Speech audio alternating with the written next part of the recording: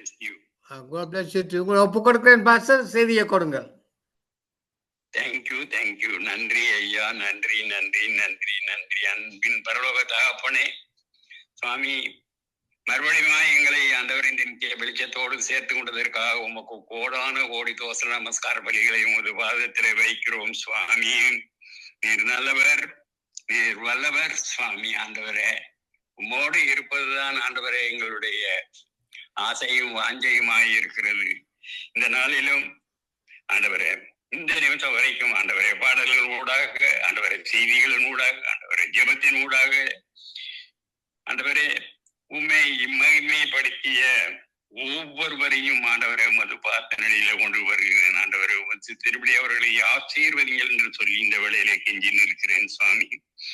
அதே வனமாக எமது மூத்த ஊழியர் மகேந்திரன் ஐயாவை உங்களோடு இணைந்து கொள்ள அவர் செய்த நன்மைக்காய் கோடான கோடி தோசரம் அவரையும் அவருடைய உறவினர்களும் அவரோடு கையிட்டு செய்கின்ற ஒவ்வொருவரையும் ஆசீர்வதிங்க சாமின்னு சொல்வதோடு நிர்மித்திய படிச்ச நேரத்தை தைரியத்தோடு செய்கிற சவரலி ஐயாவை ஆசீர்வதிங்கன்னு சொல்லி மது வார்த்தையை கெஞ்சி இருக்கிறோம்.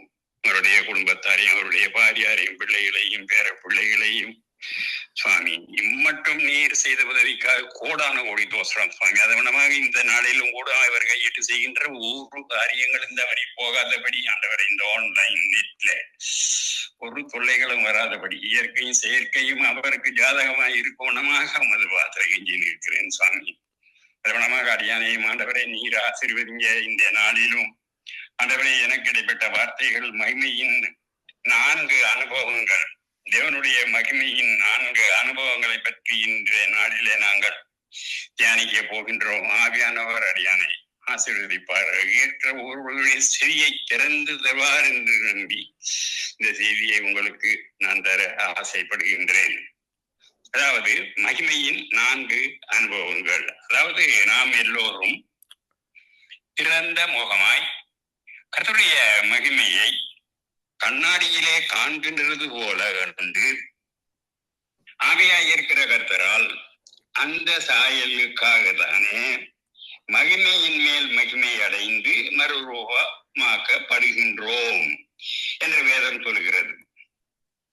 2 கொரிந்தியர் 3வது அதிகாரம் 18வது வசனம். 2 கொரிந்தியர் 3வது அதிகாரம் 18வது வசனம். மகிமையின் மேல் மகிமை, அதுதான் கர்த்தர் உங்களை குறித்து கொண்டு இருக்கின்ற நித்திய நோக்கமாகும்.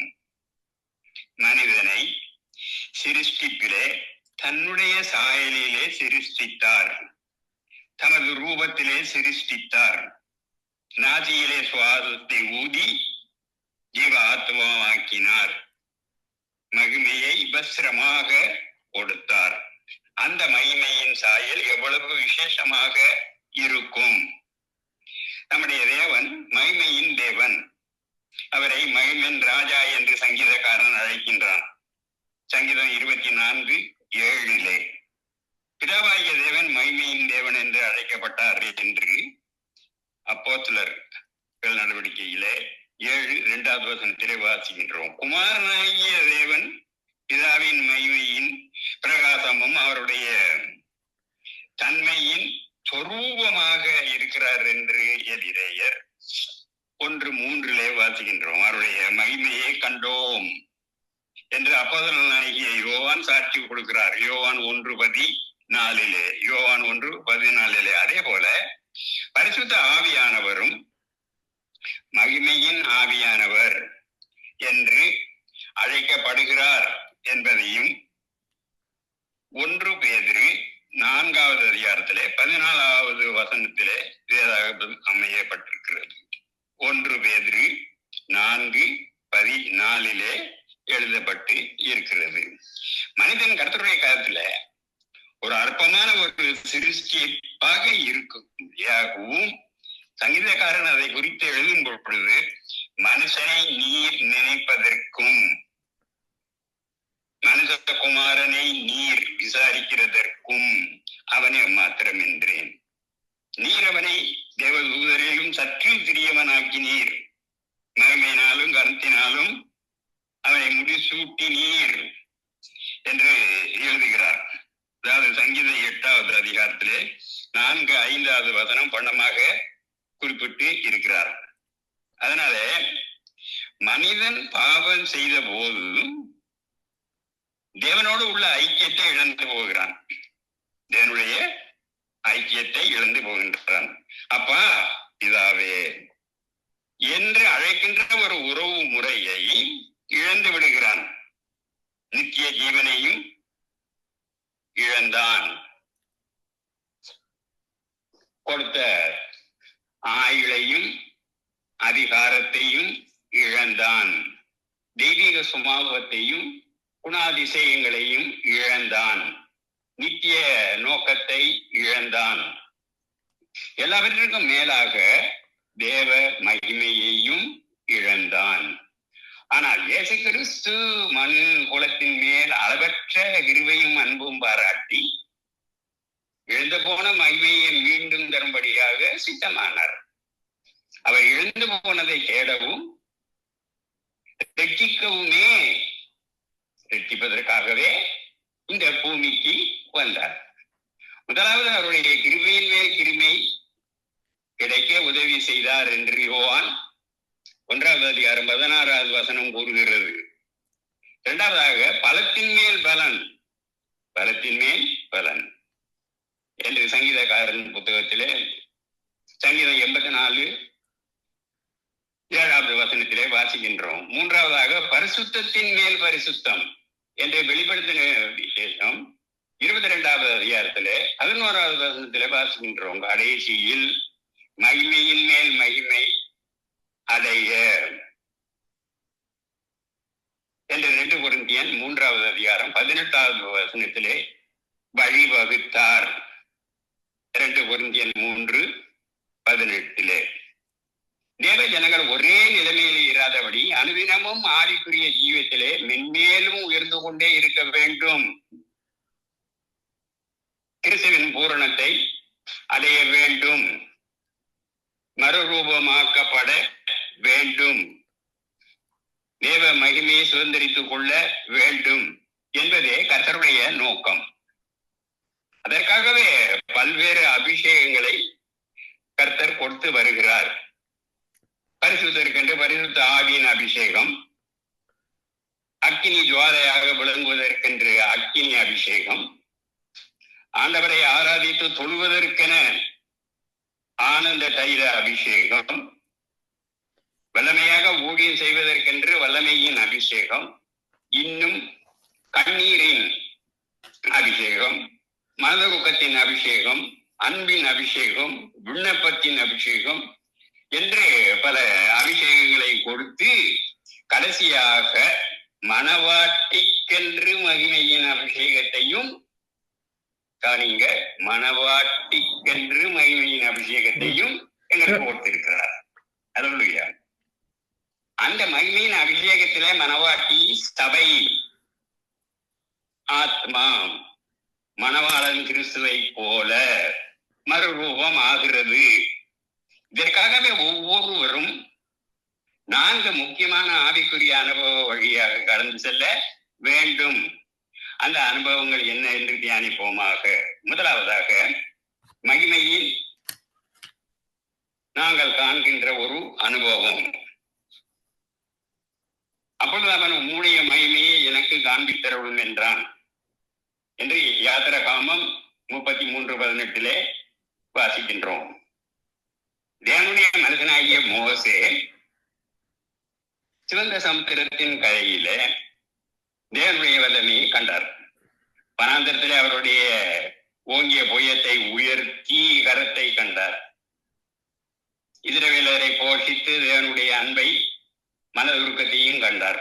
கர்த்தருடைய பல குணாதிசயங்களையும் தயவுகளையும் காருண்யங்களையும் அன்பு போன்றவைகளையும் ருசித்த போதிலும் கூட அவர் தேவ மகிமையை கண்டது இல்லை. உம்முடைய மகிமையை எனக்கு தந்தருளும் என்பதே மோசேயினுடைய மன்றாட்டின் வேண்டுதலுமாக இருந்தது. அதே ஆர்வம் தாவீதுக்கும் இருந்தது.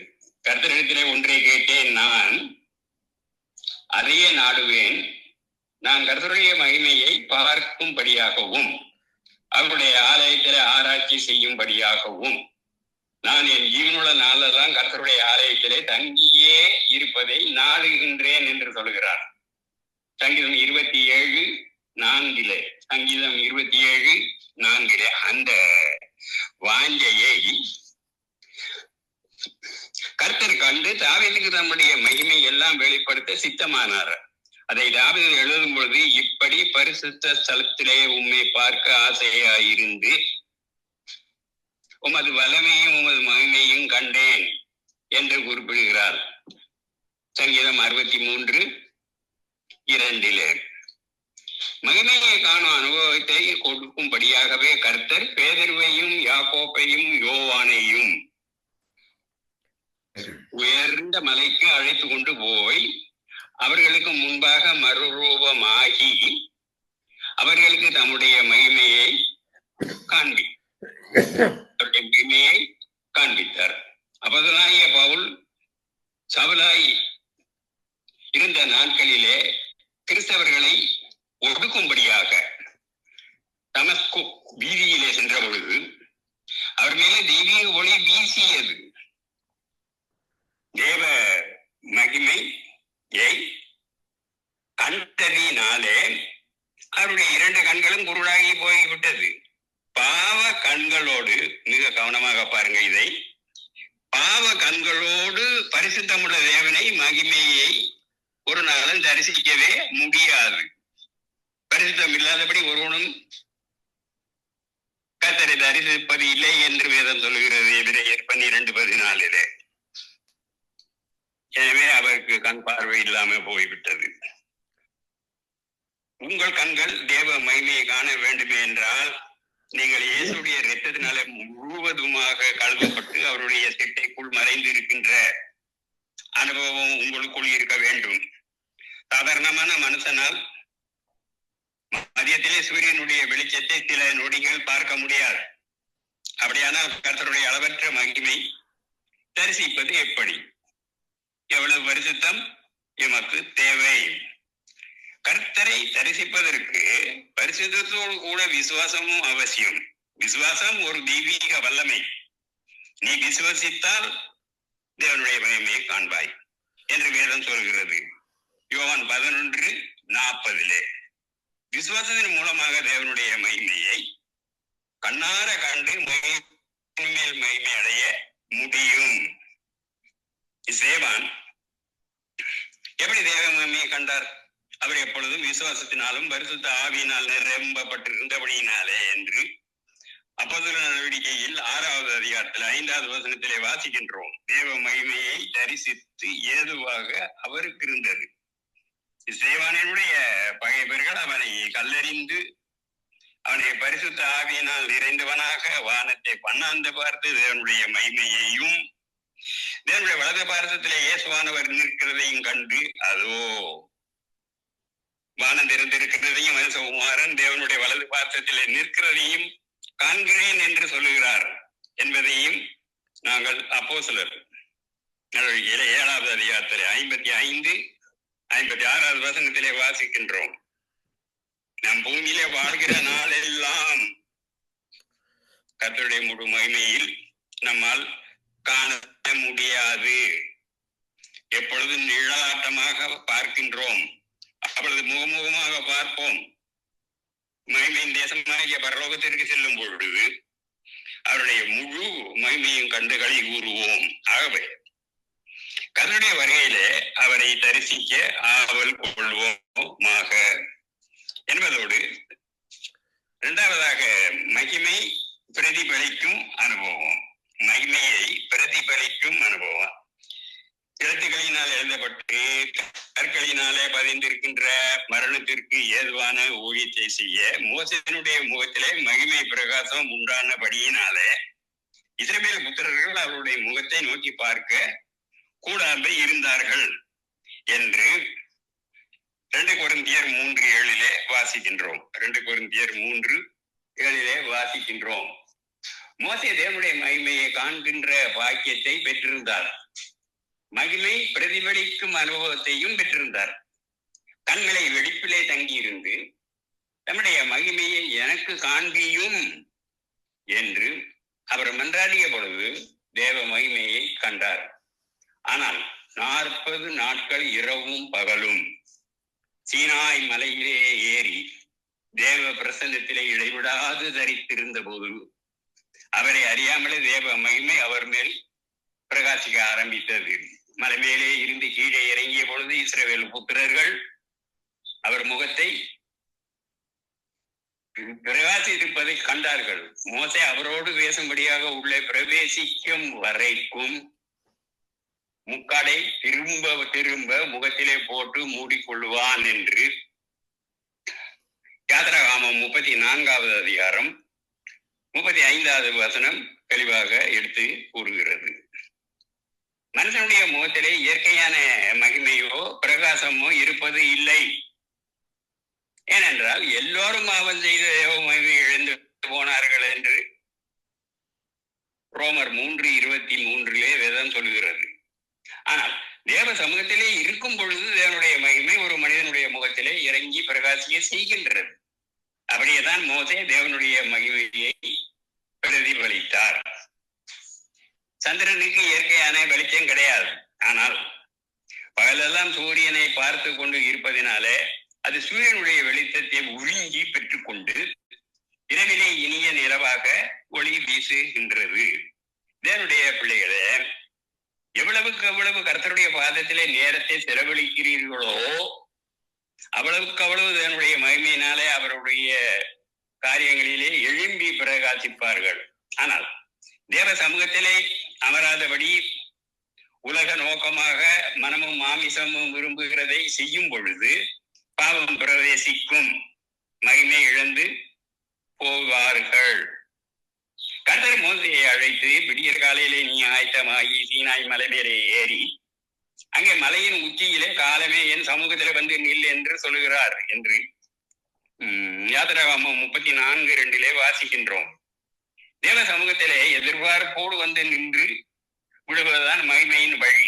கர்த்தரோடு ஒட்டி உறவாடுகின்ற இரும்பு துண்டு காந்த சக்தியை எப்படி இழுத்துக் கொள்கிறதோ, இயேசுவோடு நெருங்கி உறவாடுகின்ற நீங்களும் அவருடைய மகிமையை அவனமாக பெற்றுக் கொள்வீர்கள். அவர்கள் அவரை நோக்கி பார்த்து பிரகாசம் அடைந்தார்கள் என்று சங்கீதக்காரன் 34வது அதிகாரத்திலே 5வது வசனத்திலே சொல்கிறான். கோணலும் மாறுபாடுமான இந்த சந்ததியிலே யார் யார் கர்த்தரை நோக்கி பார்த்தார்களோ அவர்கள் எல்லோரும் சுடர் விட்டு விளங்குகிறதாக பிரகாசித்தார்கள். அப்படித்தான் யோவான் ஸ்நானகன் எரிந்து பிரகாசிக்கின்ற ஒரு விளக்காக இருந்தார் என்றும் அவருடைய வெளிச்சத்திலே அநேகர் களிகூர்ந்து மகிழ்ந்தார்கள். இயேசு கிறிஸ்து உலகத்தின் மத்தியிலே வந்தாலும் இரவும் பகலும் ஊழியம் செய்தாலும் பிதாவான ஒரு தனியாக இருக்கும்படியாக அதிகாலையிலே வனாந்தரமான இடத்திற்கு ஓடி சென்று என்று மார்க் 1:35 வாசிக்கின்றோம். இரவிலே மலையின் மேலே ஏறி ரா முழுவதும் ஜெபித்தார் என்றும். ஆகவே அவருடைய வாழ்க்கை பிரகாசமாக இருந்தது. என்னை கண்டவன் பிதாவை கண்டான் என்று சொல்லுகிறார் யோவான் 14:9. ஆம், கிறிஸ்து எப்பொழுதும் பிதாவை வெளிப்படுத்திக் கொண்டே இருந்தார். ஆகவேதான் இயேசு பிதாவினுடைய மகிமையையும் பிரகாசத்தையும் அவருடைய தன்மையையும் சொரூபமாக இருந்தார் என்று எபிரேயர் 1:3 பார்க்கின்றோம். இயேசு கிறிஸ்துவின் முகத்தில் உள்ள தமது மகிமையை அறிவாகிய ஒளியை தோன்ற பண்ணும் பொருட்டாக எங்கள் இதயங்களிலே பிரகாசித்தார் என்று வேதம் சொல்லுகிறது 2 கொரிந்தியர் 4:6. அந்த ஒளி எந்த மனுஷனையும் பிரகாசிக்கின்ற ஒரு ஒளி என்பதையும் யோவான் 1:9 வாசிக்கின்றோம். யோவான் 1:9. சார்ல்ஸ் சிங் ஒரு வீட்டாரை சந்திக்க விரும்பி கதவை தட்டின பொழுது அவர்களுடைய 10 வயது நிரம்பிய ஒரு சிறுமி கதவை திறந்து ஆச்சரியமான பரவசம் அடைந்து தாயிடம் ஓடி, அம்மா, இயேசுவானவர் வந்திருக்கிறார் என்று சொன்னான். காரணம், சாது சிங் முகத்திலே ஒளியின் தேவ பிரகாசமும் அவளை வெகுவாக கவர்ந்தது. சாது சுதர் சிங் இயேசு கிறிஸ்துவை வெளிப்படுத்திக் கொண்டே இருந்தார். என்னுடைய பிள்ளைகளே, நீங்கள் புசித்தாலும் குடித்தாலும் எதை செய்தாலும் எல்லாவற்றையும் தேவனுடைய மகிமைக்கென்றே செய்யுங்கள் என்பதையும் 1 Corinthiயர் 10:31 வாசிக்கின்றோம். ஏனென்றால் அவர் இருக்கிற பிரகாரமாக நாமும் உலகத்திலே இருக்கின்றோம் என்பதையும் 1 யோவான் 4:17 வாசிக்கின்றோம். 1 John 4:17. இன்றைக்கு கர்த்தர் நம்முடைய முகத்தை உங்கள் மேல் பிரகாசிக்க பண்ணி உங்கள் மேல் கிருபையை காட்டுவார். கர்த்தர் நம்முடைய முகத்தை உங்கள் மேல் பிரகாசிக்கமாக்கி உங்களுக்கு சமாதானத்தை கட்டளையிடுவார். மூன்றாவதாக மகிமையினால் நிரப்பும் அனுபவம். அதாவது இவ்விதமாக மோசே வேலையை முடித்தான். அப்பொழுது ஒரு மேகம் ஆசரிப்பு கூடாரத்தை மூடினது, கர்த்தருடைய மகிமை வாசஸ்தலத்தை நிரப்பிற்று என்று யாத்திராகமம் 40வது அதிகாரத்திலே 33, 34 வாசிக்கின்றோம். மோசே தேவன் கொடுத்த திட்டத்தின்படி ஆசரிப்பு கூடாரத்தின் வேலைகளை செய்து முடித்தார் என்று யாத்திராகமம் 25:40 வாசிக்கின்றோம். தேவ மகிமை கூடாரத்தை நிரப்பிற்று. நீங்கள் உங்களுடைய வாழ்க்கையில தேவ சித்தத்தை பரிபூர்ணமாக செய்யும் பொழுது கர்த்தருடைய மகிமை நிச்சயமாகவே உங்களுடைய ஆவி ஆத்மா சரீரத்தை நிரப்பும். ஏனென்றால் இன்றைக்கு நீங்கள் தான் அவருடைய ஆலயமாகவும் வாசத்தலமாகவும் ஜெப வீடாகவும் மகா பரிசுத்த ஸ்தலமாகவும் விளங்குகிறீர்கள். தேவ சித்தம் மனித விருப்பம் ஒன்றுக்கொன்று எதிரிடையாக போய்விடக் கூடாது. நீங்கள் தேவசித்தம் செய்ய இயேசுக்கு உங்களுடைய முன் மாதிரியாகவே அமைந்திருக்கிறார். நீங்கள் உங்களுடைய அடிசுவட்டுகளை தொடர்ந்து வரும்படியாக உங்களுக்கு மாதிரியாக பின்வைத்து போயிருக்கிறார் என்று 1 பேதுரு 2:21 வாசிக்கின்றோம். 1 பேதுரு 2:21 இயேசு என் மாதிரியை காண்பித்தார். அவர் சுத்தமுள்ளவராக இருக்கிறது போல 1 யோவான் 3:3 அவர் பரிசுத்தமாய் இருக்கிறது போல 1 பேதுரு 1:15 அவர் பிதாவின் கற்பனைகளை கைக்கொண்டது போல யோவான் 15:10 அவர் நம்மிலே அன்பு கூர்ந்தது போல யோவான் 15:12 அவர் உங்களை மன்னித்தது போல எபேசியர் 4:32 அவர் உலகத்தில் அல்லாதது போல யோவான் 17:14 அவர் பூர்ண சற்பூரணாய் இருப்பது போல மேத்யூ 5:48 நீங்களும் இயேசுவை போல் இருக்க கடவீர்கள். நீங்கள் பூரணமாக தேவசித்தம் செய்யும் பொழுது மகிமையின் ராஜா பிதாவின் மகிமையோடு உங்களுக்குள் இறங்கி வருவார். வாசல்களே உங்கள் தலைகளை உயர்த்துங்கள், அநாதி கதவுகளை உயருங்கள், மகிமையின் ராஜா உட்பிரவேசிப்பார் என்பதை நாங்கள் சங்கீதம் 24வது அதிகாரம் 7வது வசனத்திலே சொல்லி இருக்கிறார். உட்பிரவேசிக்கின்ற மகிமை ராஜா உங்களை மகிமையினால் நிரப்பது மட்டும் அல்ல, உங்களுக்கு தங்கி இருப்பார் என்பதை கன்ஃபார்ம் பண்றாங்க. யாரு? பேதுரு. 1 பேதுரு 4:14 1 பேதுரு 4:14 மகிமையோடு எழுந்து பிரகாசிக்கும் அனுபவம். அதாவது எழுந்து பிரகாசி ஒளி வந்தது, கர்த்தருடைய மகிமை உன்மேல் உதித்தது என்று எசாயா தீர்க்கதரிசியின் புத்தகம் 60வது அதிகாரத்திலே 1வது வசனத்திலே வாசிக்கின்றோம். மகிமையை கண்டால் மாத்திரம் போதாது சகோதரர்களே, பிரதிபலித்தாலும் போதாது, எப்பொழுதும் மகிமையின் அபிஷேகத்தால் நிரப்பப்பட்டு கொண்டே இருக்க வேண்டும். அப்பொழுது மகிமை எழுந்து மகிமையில் நீங்கள் எழுந்து பிரகாசிப்பீர்கள். எழும்பி பிரகாசி உன்னொளி வந்தது, கர்த்தருடைய மகிமை உண்மையிலே உதித்தது என்று எசாயா தீர்க்கதரிசி உங்களை உற்சாகப்படுத்துகிறார். எசாயா 60:1 நீங்கள் எழும்பி பிரகாசித்து இருளிலே வாழும் ஜனங்களை தேவனிடத்திலே கொண்டு வர வேண்டும். நீங்கள் உலகத்திற்கு வெளிச்சமாக இருக்கிறீர்கள் அல்லவா? நீங்கள் பிரகாசிக்கும் போது நிச்சயமாகவே ஒரு ஜாதி ஜனங்கள் உங்களிடத்திலே வருவார்கள்.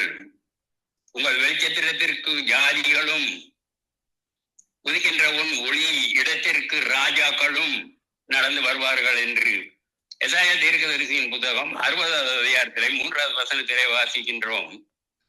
நீங்கள் எழுப்பி பிரகாசிப்பீர்களையானால் எம்எல்ஏக்களையும் எம்பிகளையும் மந்திரிமார்களையும் போலீஸ் அதிகாரிகளையும் தேடி ஓடி வேண்டிய அவசியமே இல்லை என கண்பான்மையர்களே.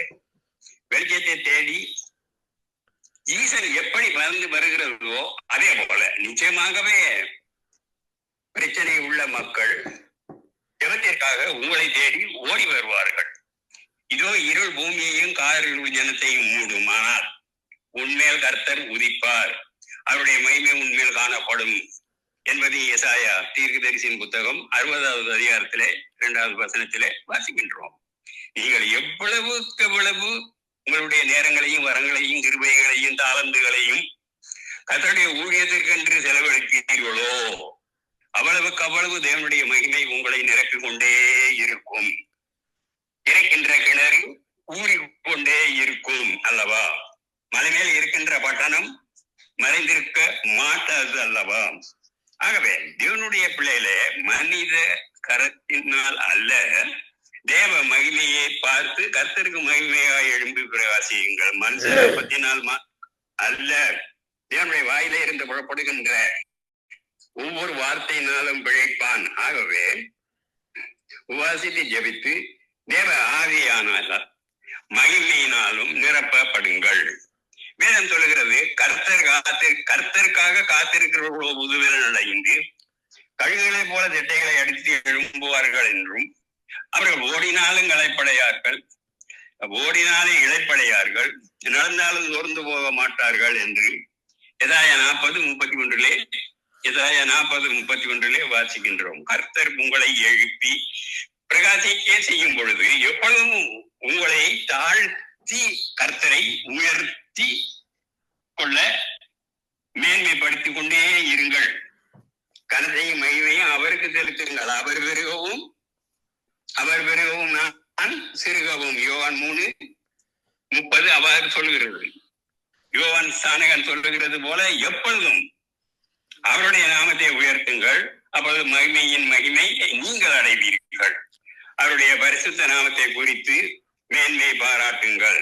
கர்த்தரை தேடுகிறவருடைய இருதயம் மேன்மையாகவே இருக்கும். அவருடைய பரிசுத்த நாமத்தை குறித்து மேன்மை பாராட்டுங்கள். கர்த்தரை தேடுகிறவருடைய இருதயம் மகிழ்வதாக என்பதை இங்க வாசிக்கிறோம். 1 நாளாகவும் 16:10 வாசிக்கின்றோம். ஆம் பிரியமானவர்களே, நம் குடும்பங்களிலே நமக்கு அருமையானவர்கள் வாழ்விலே இருள் இருந்தால் நாம் அதை பார்த்து கொண்டே ஏனோ தானோ என்று இருக்கிறோமா? எங்களுடைய வாழ்க்கையிலே நீர் அருளை செய்யும் தெய்வீக ஒளி மற்ற மக்கள் வாழ்விலும் வீசும்படியாக நீரே அருள்தாரும் என்று ஆண்டவரை நோக்கி கருத்தாக பிரார்த்தனை செய்வீர்களே ஆனால் உங்கள் குடும்பமும் மற்ற உறவினர்கள் நண்பர்கள் யாவரும் இந்த தெய்வீக ஒளியை கண்டடைய ஆண்டவர் அருள் புரிவாராக என்பதை நாங்கள் 1 யோவான் 2வது அதிகாரம் 9-10வது வசனத்திலே வாசிக்கின்றோம் என்று சொல்லி என் செய்தியை முடித்துக் கொண்டு ஒரு சிறிய ஜெபத்தோடு முடிக்க ஆசைப்படுகின்றேன். ஒளிமயமான ஆண்டவரே, நீர் தெய்வீக ஒளியாக எங்களிலும் எங்களுடைய உறவினர்கள் வீட்டிலும் எங்களுடைய நண்பர்களுடைய வீட்டிலும் மகிமையினாலும் கனத்தினாலும் உம் சித்தத்தையே நிறைவேற்றி முடிக்க உம் குமாரனுக்கு அருளிய தெய்வீக கிருபையை இன்று சுவாமி எங்களுக்கும் தாரும். அருமையான தகப்பனே, உங்களிலும் பிரகாசித்து வாழ்வின் இருளை எல்லாம் மற்ற மாற்றி தர நாங்கள் கண்ணீரோடு ஜெபம் கேட்கிறோம் சுவாமி. இன்று முதல் உம் தெய்வீக ஒளி வீசட்டும். இயேசுவின் நாமத்தில் பிதாவே, ஆமீன் என்று சொல்வதோடு சங்கமதவன் கிறிஸ்தவ வானொலியின் ஊடாக கேட்கும் செய்திகளின் மூலம் மகிமையின் அனுபவங்களை பிதாவாகிய தேவன் அவர்களுக்கும் கொடுக்க அழைக்கப்படுகிறார்கள் என்றறிந்து எல்லாவற்றிலேயும் தோத்திரம் செய்ய அவர்கள் வாழ்விலும் நிறைவேற்றுகிறதற்காய் உமக்கு தோத்திரம் செலுத்துகிறோம்.